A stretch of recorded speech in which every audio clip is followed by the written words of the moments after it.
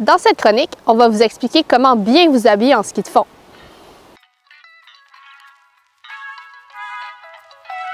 La première étape, réveillez votre fondeur. La première étape, on commence par se mettre en couche de base.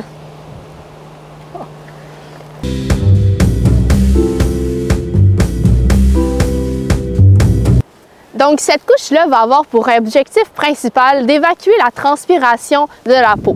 On peut avoir différents matériaux, du synthétique et du mérino. Et on va s'assurer de prendre une couche qui est très respirante et surtout, on évite le coton. Benoît, est-ce que tu as froid un petit peu? Oui. On va venir mettre la couche qu'on va appeler la couche coquille. Et voilà. Et voilà.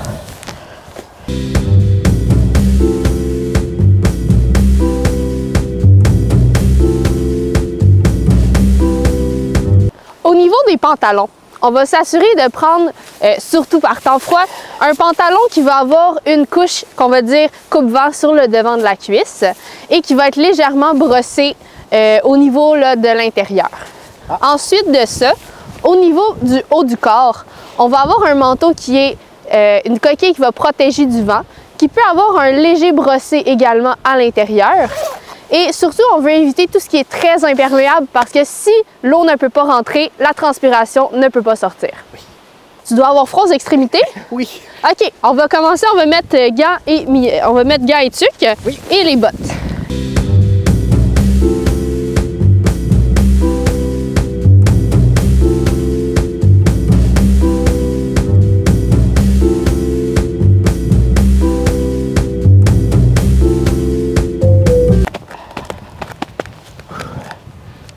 Parfait, Benoît. Est-ce que tu as encore froid?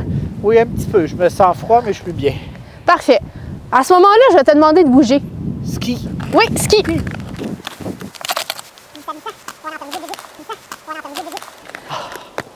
Super. Comment ça va? Bien, maintenant, je suis bien. C'est à bonne température. Ah, parfait, ça. On veut toujours s'assurer d'avoir un petit peu froid au départ. Parce que si on a déjà chaud en partant, une fois qu'on va se mettre à skier, on va vraiment avoir trop chaud. Là, aujourd'hui, il fait moins 5, tu étais bien avec ces couches-là. Oui, bien sûr. Là, il fait moins 15. Oui. Est-ce que tu as froid? Oui. Parfait. À ce moment-là, dans ces situations-là, on peut ajouter une couche qu'on va dire une couche intermédiaire. C'est une couche qui va avoir pour but principal d'augmenter la chaleur sous le manteau, mais par-dessus la couche de base.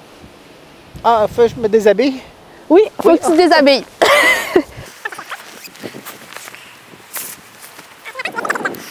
Benoît, ce que je te donne en ce moment, c'est une couche qui va être un peu plus épaisse que la couche de base. Oui. C'est une couche qui va être souvent en synthétique ou en mérino et qui va avoir habituellement un zip dans le haut pour pouvoir augmenter l'aération.